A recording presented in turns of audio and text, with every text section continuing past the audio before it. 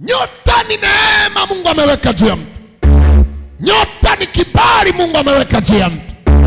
Nyota ni mamlaka ya kimungu aliyoweka ndani ya mtu. Maana Mungu alipomuumba mtu akasema, tumfanye mtu kwa mfano wetu na kwa umbo letu. Huyu mtu akatawale, akazae, akamiliki. Ile nyota, ile mamlaka yote ya kutawala, kuzaa na kumiliki ikaingizwa ndani ya mtu. Nyota ni mamlaka ya kimungu inayomwezesha mtu kuja kutawala hapa duniani. Sasa mtu ambaye ameibiwa nyota, dalili ya kwanza ya mtu ambaye nyota yake imekuwa imeibiwa, kitu cha kwanza anakuwa ana uwezo wa kutawala, ana mamlaka ya kutawala. Kama ni watoto wako, unatakiwa watawale, uwamiliki wale watoto wako, wakusikilize. Unashangaa wao ndo wanakutawala wewe badala ya wewe utawale watoto wako. Kama ni ndoa yako, unatakiwa itawale. Unashangaa kwenye ndoa wewe ndo unatawaliwa. Ama nyumbani umeajiri mfanyakazi, anatakiwa wewe ndo mtawale na akusikilize na akutii. Lakini unashangaa huyo mfanyakazi ndo anakuwa mama mwenye nyumba au baba mwenye nyumba. Yeye ndo anafanya anachotaka, anaingia na kutoka anavyojisikia. Ukijaribu ongea chochote, unakuta hauwezi ongea chochote juu yake. Maana yake ni nini? Nyota yako ya kutawala imezimwa. Nyota ya kutawala ni neema ya uongozi. Huwezi kutawala kama ndani yako hauna mamlaka ya leadership, hauna mamlaka ya uongozi. Mtu yoyote ambaye ana nyota ya utawala, ndani yake Mungu ameweka neema ya uongozi. Amen. Na ukitaka kujua ndani mwako na neema ya uongozi, unaweza jikuta kila mahali ukienda unaambiwa simamia hiki, angalia hiki, ingilia pale. Wewe akimbona ndugu zako wako 1 2 3, wasimamie 1 2 3. Unajikuta unapewa majukumu mara kwa mara. Ukitaka kujua ndani ya familia wewe ndio umebeba nyota ya uongozi, utagundua tu, utashangaa majukumu yote pamoja. Inawezekana kuna wenye hela kukuzidi, lakini inapotokea majukumu yoyote unashangaa umeyabeba wewe juu ya kichwa chako. Ujue wewe ndio umebeba nyota ya uongozi wa familia. Sasa kakuwa ndani ya hiyo familia, nyota kama inapigwa vita, unajikuta wewe ndio unapitia changamoto nyingi sana kuliko yoyote ndani ya familia. Tena hata ndugu zako wa karibu ambao wewe ndio unaweza wasaidia, uko hapa kila kitu, unashangaa wao ndio wanakuwa kinyume chao, wanakuwa kinyume chako, wanakusema vibaya, wanakupinga hata kuhusu Mungu, wanakupinga hata kuhusu kanisa, wanakuinukia vita. Japo na waombea, unawasaidia. Manake mizimu inawaingia, inapigana na wewe kupitia wao ili kuzima hiyo nyota iko ndani yako. Sio maana unaona waliompinga Yusufu ni ndugu zake wa damu moja. Kwa nini? Mizimu ilikuwa nataka kuua nyota ya Yusufu, ikazima ndoto ya kwanza, ikataka izime ndoto ya pili, ikashindikana. Nami ninatangaza, kila mizimu inotaka kuua ndoto zako itashindikana. Kama waliua ya kwanza, ya pili inafaulu. Kwa mizimu inawaingia, wanaanza kukupiganisha. Ndio maana unaona mizimu kutoka upande wa baba yake Yusufu ambaye ni Yakobo iliingia ndani ya ndugu zake wakina Ruben, wakaanza kupanga hata njama za kumuua, wakaanza kumpiga vita. Wakimuona wanasema cheki, bwana ndoto anakuja, wanaanza kumkejeli. Manake mizimu inaweza ingia watu wa karibu, wakaanza kukukejeli, kukuongea vitu vya ajabu, maneno fulani hivi ya kejeli, ya kukuvunja moyo. Jua tu ni nyota yako na inapiganishwa. Ongeza maombi, Mungu anainua. Amen. Nyota ni uongozi. nyota ni kibali. Mtu ambaye nyota yake huwa inang'aa, kitu cha kwanza, huyu mtu huwa anapata kibali sana. Ni mtu mwenye kibali. Na hata kama mwanzo, hata ukitaka kujua kwamba wewe una nyota kubwa, angalia mwanzo kabla nyota yako haijafinywa. Ulikuwa na kibali, kila mahali ukienda watu wanakukubali. Ukifungua biashara wateja wanajaa. Ukienda mahali kila mtu anamsifia. Unajifungua mtoto, unashangaa mtoto, hata mtoto wako ukai naye anabebwa na kila mtu kwa sababu ni mtoto aliyetoka ndani ya nyota. Yes. Unasifika kila mahali, mtu anakuongea vizuri. Lakini angalia saa hii, baada ya kuzima nyota yako, kila mtu akikuona hivi, akikuangalia usoni, anaona kanyani kalokosia miti. Unakuta anakuchukia bila sababu, anakuongea vibaya bila sababu. Ukikaa hivi, unashangaa wanainuka wanaondoka. Wanasema unanuka. Wewe mwenyewe ukikaa unasikia harufu pale. Unasema hapa pananuka. Kumbe ukijinusa, au ndo mimi nanuka mwenyewe. Na ukiondoka hivi unasikia harufu mbona inanifuata. Kumbe walikutupia hiyo roho ili wazime nyota yako. Wakakutupia na spirit ya kukataliwa na harufu nyuma yake. Mwanzo ulikuwa unapendwa na kila mtu. Ulikuwa na connection kubwa. Ulikuwa na connection kubwa za baraka. Lakini baada ya nyota yako kuchukuliwa hivi, connection zote zikafa. Habari njema zikafa. Mtu ambaye nyota yake imekamatwa na adui na inatumikishwa na adui, unaweza muajiri hivi na anapiga hesabu nzuri, ukamweka pale hivi, kisha roho ya wizi inamwingia, inamwambia iba. Si unaona mtu anasoma, ana masters vizuri ya hesabu, anaajiriwa benki. Akishaajiriwa benki, anafanya kazi, baada ya miezi mitatu anaiba, anataifisha pesa. Maana miaka yote alisoma anaenda kusomea wizi. Jua nyota yake imeibiwa. Maana ndani ya familia hawataki kutoka mtu mwenye nyota kubwa ambaye anaweza kuwa tajiri na kusaidia familia. Jamaa unakuta ndani ya familia wote ni kasongo yeye, hakuna mtu anaweza saidia mwingine. Mtu mwingine nyota yake inaweza kazimwa hivi. Unakuwa kila ukitembea unasikia kuna watu wanakufuata nyuma. Uje nyota yako imeibiwa. Ni mizimu inakufuatilia, roho fatilizi zinakufuatilia. Kwa nini? Ili kuharibu aina ya watu unaokutana nao. Kuna mtu mmoja nilikuwa naomba naye. Huyo dada kumbe nyota yake ya ndoa ilifungwa, asiowahi kuolewaga na mtu yoyote. Huyo dada. Asa kwa kuwa alikuwa anapenda zawadi, kuwa angalisho. Mkono mtupu wa ulambwi, lakini sio kila mkono wa kulamba. Yule dada alikuwa anapenda zawadi sana, na akawa anaamini sana marafiki zake. Anawaamini. Asa kumbe yule dada ana rafiki yake mmoja alimpatiaga zawadi cheni. Akampatia cheni sana nzuri sana. Kumbe ile cheni ni cheni ya kichawi. Yule dada akitembea hivi, kama kuna mwanaume ambaye amempenda yule dada, akimsimamisha tu hivi, yule akiwa hivi anatembea, amewapa mgongo watu, yule dada yuko sawa. Huyo kijana anamuita.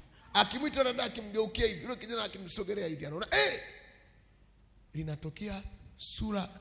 Nani anajua yule mnyama anakaaga ndani ya maji, yule kiboko? Uso wa kiboko.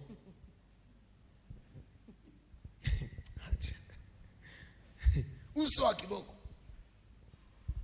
Mwanaume akimwita hivi, akiwa hivi amewapa mgongo, si hawamuoni. Akigeuka hivi, anatembea hivi, akigeuka hivi, uso wa kiboko. Mwanaume anaona uso wa kiboko. Wewe dada, watu wanamkimbia. Wanaume wanamkimbia. Mpaka anafikisha miaka 40. Ninaanza muombea hivi, inaanza lipuka kwamba alipewa ile cheni na rafiki yake, kwa sababu dada ni mrembo, ili yule rafiki yake achukue nyota yake. Yule rafiki yake ameolewa, yeye haolewi. Yuko rafiki yake anafanya biashara, anaendelea, yeye haendelei hata kidogo, hamna biashara yote, hana chochote. Dada watu nikamuombea, mizimu inalipuka na nifungua ile dada. Saa hii miaka 40 ameolewa, kwa taarifa yako, na ana watoto 2. Amen. Watu wanafunga nyota ya watoto wako, maana wanajua watoto wakifunguliwa watakuwa msaada kwako.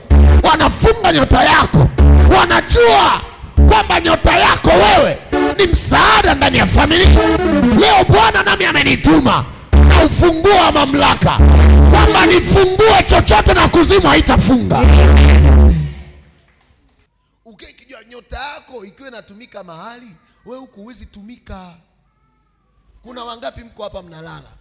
Ulikuwa tu na mahusiano na uhusiana na mtu mmoja hivi huko nyuma, mlishaachana, lakini kila ukilala unamuota ndoto uko naye. Mwingine uliolewaga naye, kila ukilala unaota ndoto upo kule kule ulipokuwa umeolewa na ule mwanaume ama na ule mwanamke ulikuwa naye. Unadhani kule ndio umeacha nyota yako. Kuna mahali ulikuwa unafanya kazi, tangu ulipoacha kazi haupati kazi tena, na kila ukilala wewe unaotaga upo kule, upo kule, upo kule, upo kule. Kule ndio umeacha nyota yako. Manake kule unatumikishwa wewe bila kujua. Hauwezi kupata kazi huku kwa kuwa unafanya kazi mahali pengine. Hauwezi kuoa ama kuolewa kwa sababu ulishaolewa na ulishaoa kule. Lazima kwanza utenganishwe na kule ulipokuwa. Amen. Niko hapa kukufungua. Lazima utenganishwe. Na ndio maana kuna watu wengine wao wanapenda kukuambia hivi, ukiachana na mimi hautakao upate mtu mwingine tena. Ama ukiacha kazi hapa hautakao upate kazi. Kwa nini? Na ukiacha, kwa taarifa yako, ukiacha na kweli haupati. Unajiuliza kwa nini? Kwa sababu nafsi yako umeacha kule, umeondoka kimwili. Lazima kwanza uingie ndani ya maombi. Yule mtu apigwe, ahakikishe kwamba yeye mwenyewe anasema, Bwana, nimekufukuza kazi, sikutaki tena. Na kwa kuwa akikwambia nimekufukuza kazi, sikutaki tena, nakumbuka kwamba alienda kwa mganga wa kienyeji kukufunga wewe. Na kwa kuwa ameenda kwa mganga, kwa amekana lile agano na hawezi kulirudisha tena, kwa kuwa ameshalikana. Kwa kuwa ameshakukana, ndio unajikuta huku unaendelea na unafanikiwa. Na hata akitaka kukufunga tena haiwezekani. Yani Yesu alipozaliwa pale Yerusalemu, Biblia inasema wamamajusi kutoka mashariki wakaifuata nyota Yerusalemu. Manake wale wamamajusi hawakuwa Yerusalemu, walikuwa sehemu nyingine.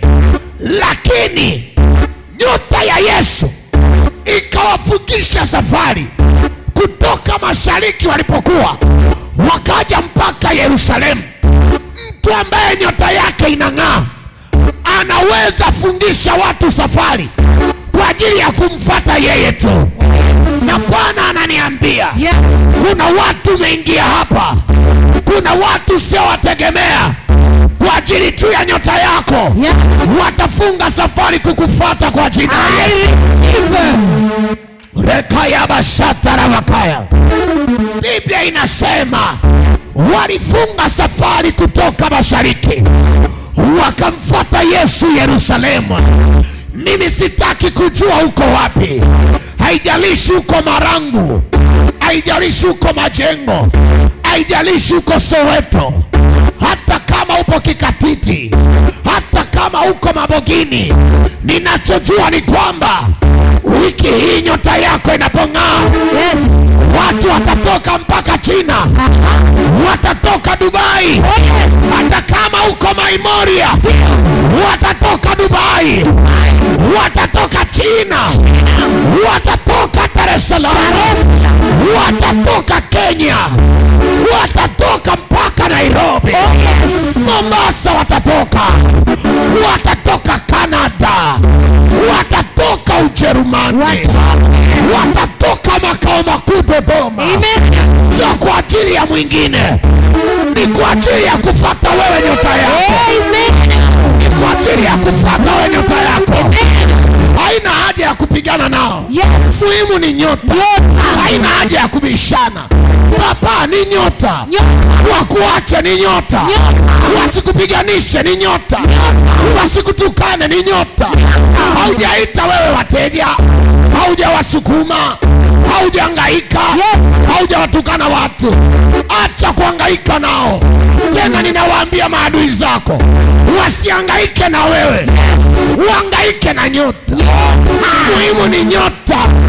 Eti mbona ameolewa? Eti mbona anaendesha gari, wengine watatuendesha. Eti ho, mbona ameolewa na mwanaume mzuri, mbona mume wake anamhudumia vizuri. Eti ho, mbona anapendeza sana. Maneno ya nini? Waambie ni nyota. Nyota. Resuza kaya bayanga. Bwana ananiambia hata kama wakikuweka ndani ya giza, nyota yako itang'aa. Na watu wataifuata. Watakuweka ndani ya giza la maneno. Watakuweka ndani ya giza la kukugombanisha na watu. Watakuweka ndani ya giza la kukufarakanisha na watu ili watu wakae mbali na wewe. Watakuweka ndani ya giza la kukuchafua. Lakini wajue giza ndio linang'arishaga nyota. Lazima wajue kama hakuna giza hakuna nuru. Lazima giza iwepo ili nuru ionekane. Nisikilize, wakikutupia matope huwa tukutagi, tunasubiri jua liwake. Revelations. Mbona ni kipindi kigumu sana hiki, kipindi cha kiangazi, lakini mbona ananenepa? Waambie ni nyota. Akasema wakafunga safari, wakaanza kuifuata nyota. Wameanza safari. Kuna kitu ambacho mimi niko ninakiona. Wewe inawezekana ukawa uone. Yesu alikuwa ametulia. Yesu yuko kwenye mazingira ya kutisha. Akiangalia hivi yupo kwenye kinyesi cha ajabu. Lakini yeye bila kujua kuna watu wanaitwa mamajusi wamefunga safari kwa ajili ya kumfuata. Bwana ananiambia kuna watu wako hapa. Pamoja wapo kwenye mazingira magumu. Ndio. Kuna vitu vya kutisha unaviona.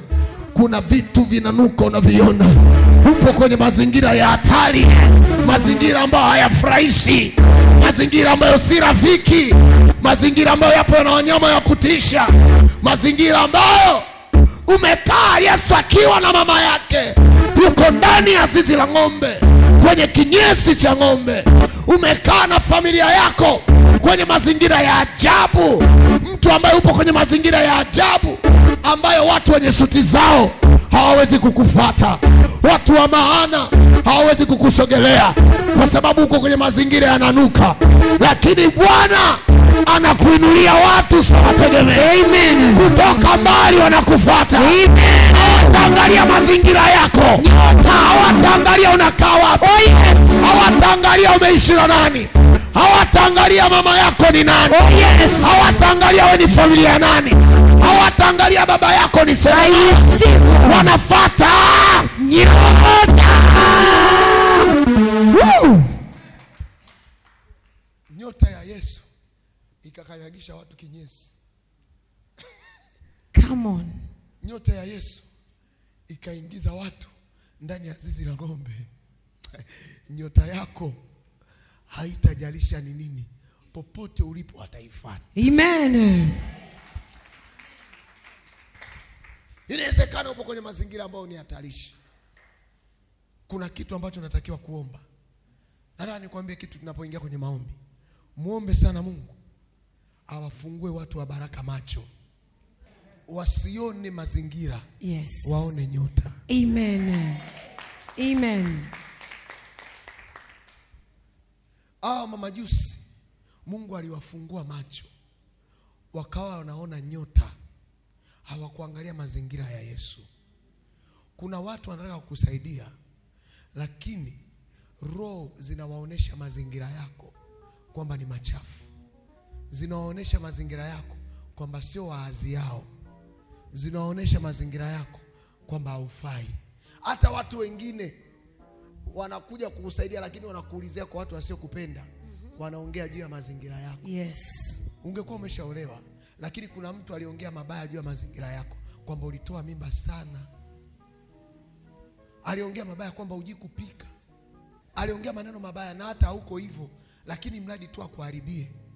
Lakini ashukuriwa mamajusi walivyokuja, hawakuangalia mazingira ya Yesu. Waliangalia nyota.